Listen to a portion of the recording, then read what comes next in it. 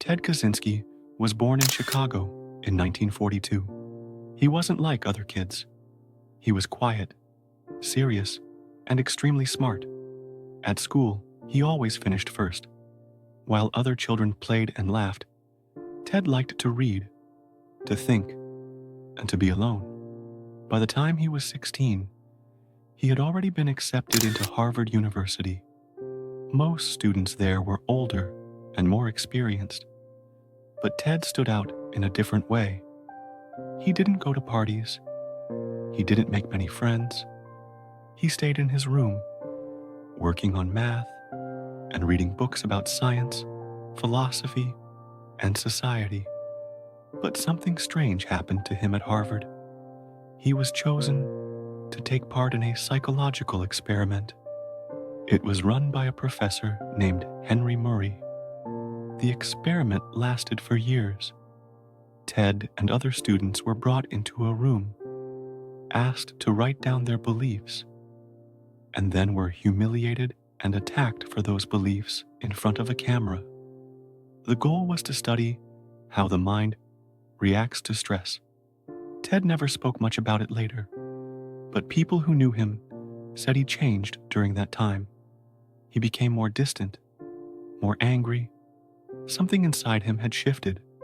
After Harvard, Ted earned a PhD in mathematics and became one of the youngest professors ever at the University of California, Berkeley.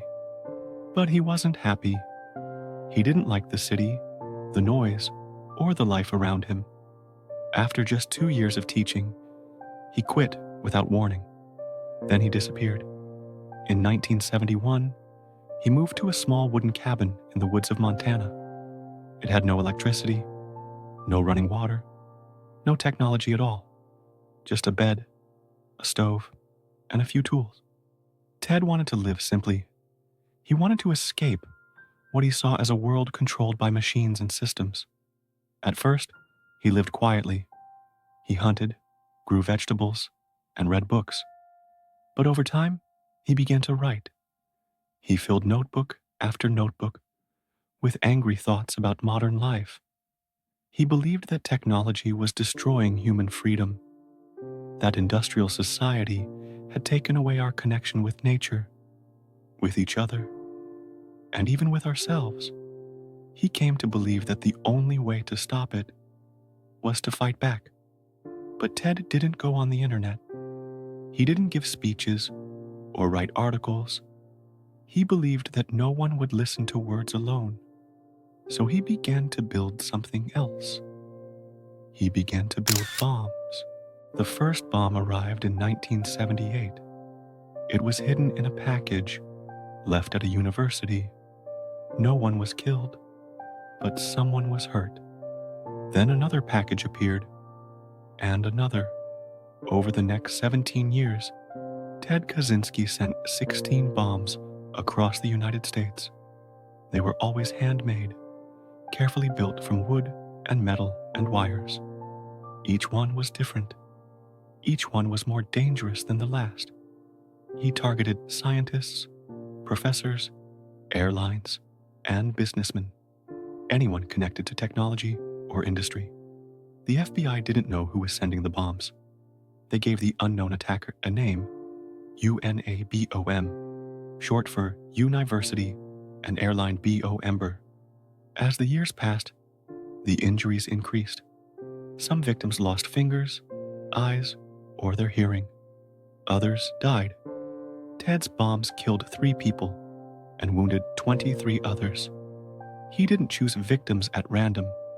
He picked people he believed were helping to build a world he hated, a world of computers, machines, and control. But he never left fingerprints. He never made a call. He didn't brag. He just sent the package and disappeared back into the woods. Then, in 1995, everything changed. Ted sent a letter to the New York Times and the Washington Post.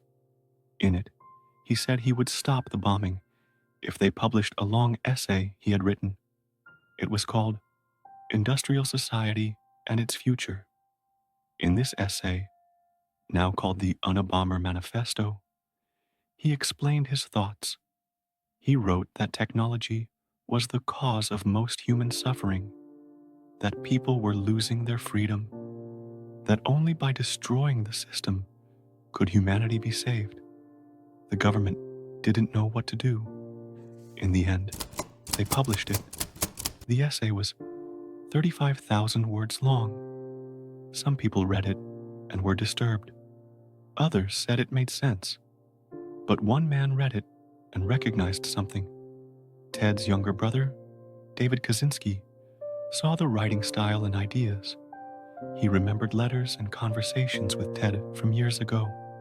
Slowly, he began to fear the truth, that his own brother was the Unabomber. He went to the FBI and gave them Ted's old writings. The agents compared them to the Manifesto. The words, the structure, the ideas, they matched. In April 1996, the FBI surrounded Ted's cabin in Montana. Inside, they found bomb parts, tools, journals, and a copy of the Manifesto. He was arrested on the spot. Ted refused to say he was insane. He refused to apologize.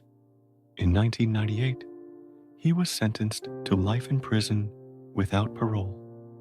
He spent the rest of his life in a high-security prison, far from the trees and mountains he once lived in.